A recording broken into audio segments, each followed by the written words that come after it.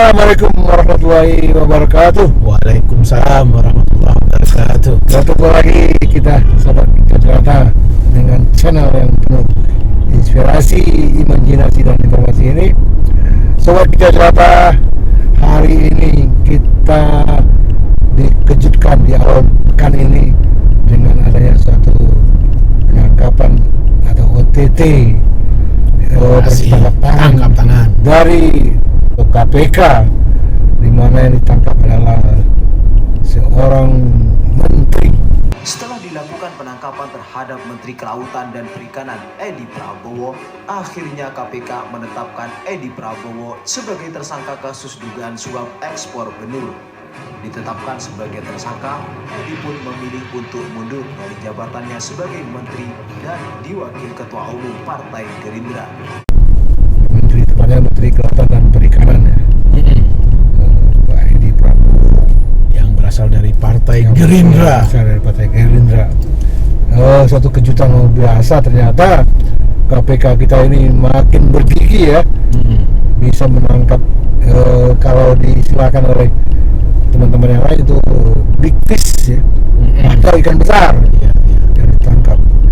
Dan selama ini kita mungkin agak jarang mendengar OTT-nya lagi KPK ya, Pasca revisi undang-undang ya. revisi undang-undang KPK. Kalau dulu kan sering sekali kita mendengar OTT. Ya, gimana Bang kita menanggapi kondisi penangkapan hari ini oleh KPK ini? Ya, sebelum mengomentari soal penangkapan ya, soal operasi tangkap tangan ya. Iya. Sebenarnya kemarin juga jagat maya dihebohkan oleh Ketua KPK, Oh, Bapak Firly ya, soal komentar dia pada saat acara penyerahan barang sitaan ya, iya. yang menyatakan atau dia mengomentari soal buku atau gambar yang diposting oleh Anies Baswedan, yang di tangannya ada buku How Democracies Die. Iya. Jadi Firly ya pada kesempatan itu mengatakan bahwa kemarin heboh soal postingan Pak Anies Ya. tentang buku itu, ya kan, buku tersebut Ya. Demokrasi. How Nation Fell. Jadi beda nih, How Nation Fell. Beda judul nih. Beda judul, How Nation Fell. Saya udah baca dari tahun 2002, Ya. ya kan. Ini kok baru heboh sekarang gitu. Ini pernyataan aneh kan? Dia menyatakan di satu sisi Pak Anies baca buku How Democracies Die, kan? Iya. Nah, lalu dia mengomentari bahwa kok baru sekarang heboh. Dia sudah baca dari tahun 2002 buku How Nation Fail gitu kan. Oh, beda judul. Nah, beda judul, Beda tapi judul. artinya nggak konteks kan? Ya, Nggak konteks, gitu iya, kan. iya, Jadi iya. semacam apa ya istilahnya itu, melarikan gitu kan? Melarikan. Tapi ya netizen kita ini orang cerdas kan? Spontan berhamburan itu meme-meme. Bagaimana mungkin Pak Firly membaca buku tahun 2002 padahal bukunya sendiri terbit tahun 2012 gitu. Oh gitu. Nah, terjadilah ralat sampai 2 kali ya. Jadi beda lah. Ya, Yang pertama konteks bukunya udah berbeda ya. teks buku udah berbeda ya, dengan tahun Penerbitannya penerbitan. diralat. Ada malah yang berselorong, jangan kalau dikejar jawabannya bukunya dipunya orang lain katanya. Jadi terkait dengan operasi tangkap tangan ini kan memang big fish gitu kan. Big fish dalam arti kata bukan hanya soal menteri, ini soal konstelasi koalisi politik ini. Ini kan orang Gerindra ya, mungkin anak sayangan Pak Prabowo, kan, karena Tangan kanannya katanya. tangan kanannya, dan Pak Prabowo memujinya gitu kan. Iya. Nah, dan yang kita baca yang memimpin penangkapan tersebut adalah Novel Baswedan ya.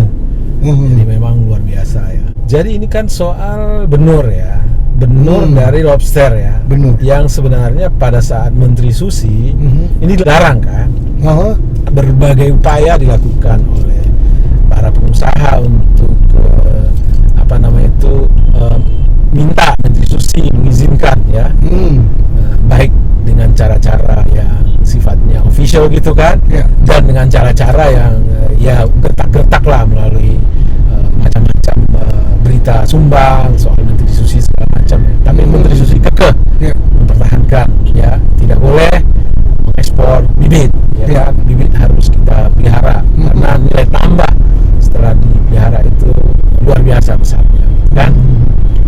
Nah, tapi pasca pergantian kabinet, Ya. pasca Ibu Susi nggak terlibat lagi, maka dibukalah ekspor itu kan.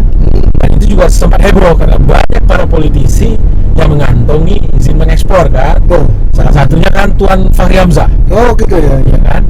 Tuan Fahri Hamzah. Dan majalah Tempo sempat menurunkan emang begitu besar skala bisnis untuk bibit lobster ini. Ya, ya.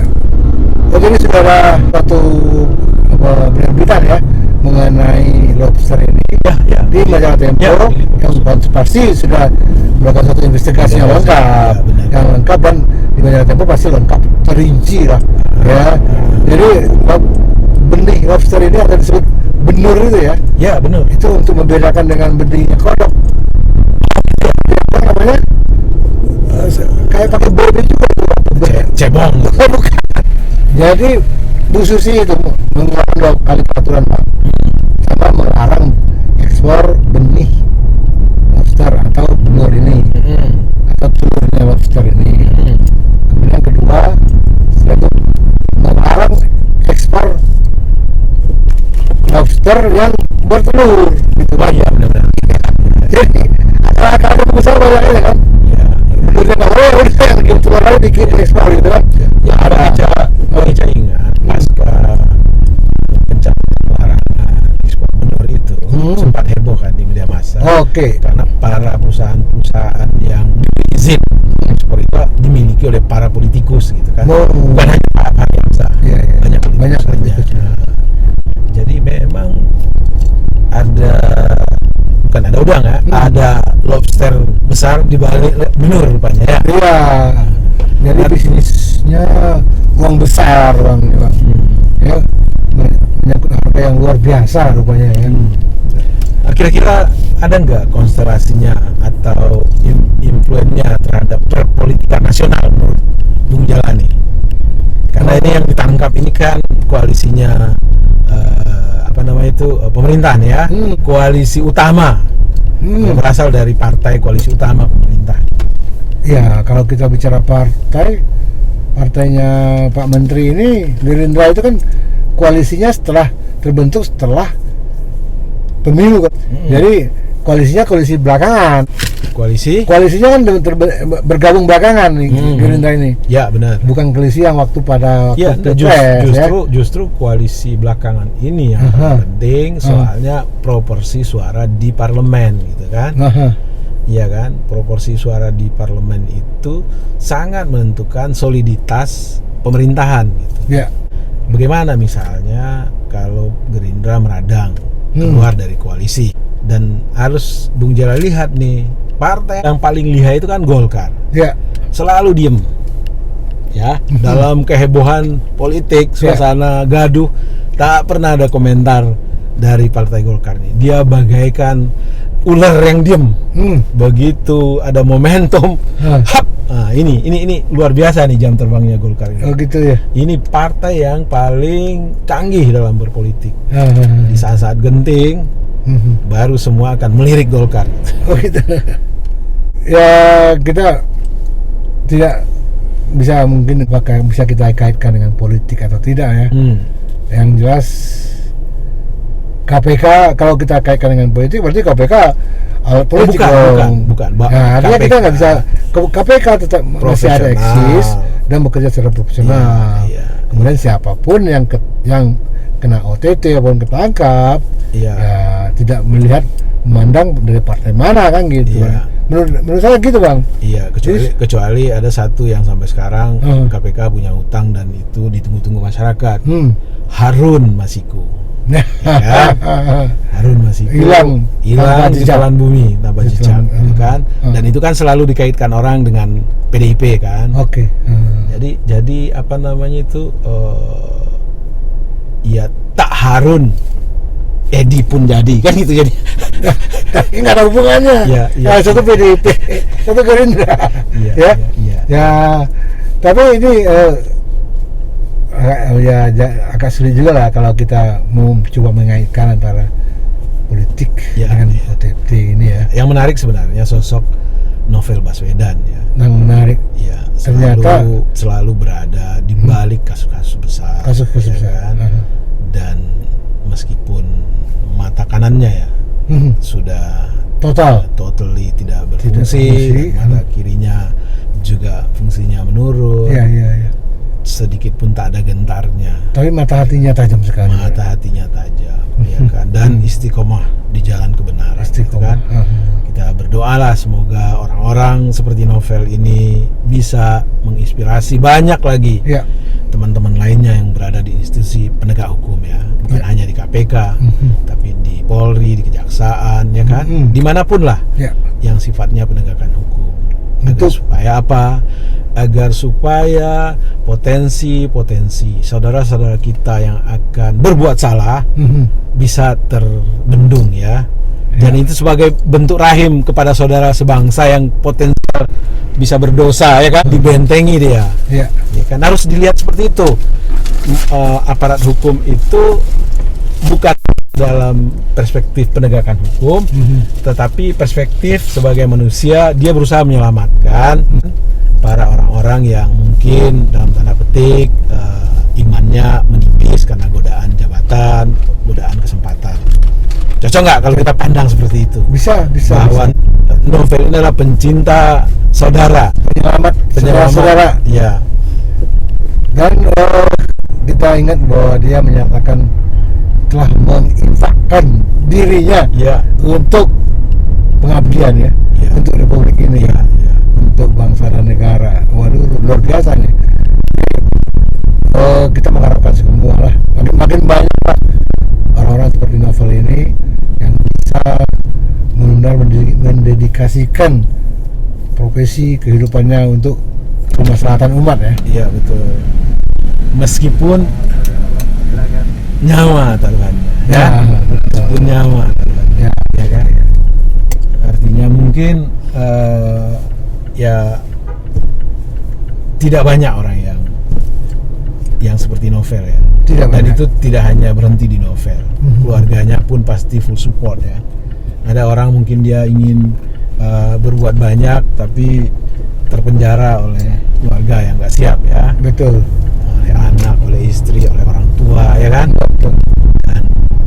dan hanya itu pandangan yang sama, keyakinan yang sama dalam satu keluarga yang bisa melahirkan orang-orang seperti Novel ini. Ya, dia satu kesatuan.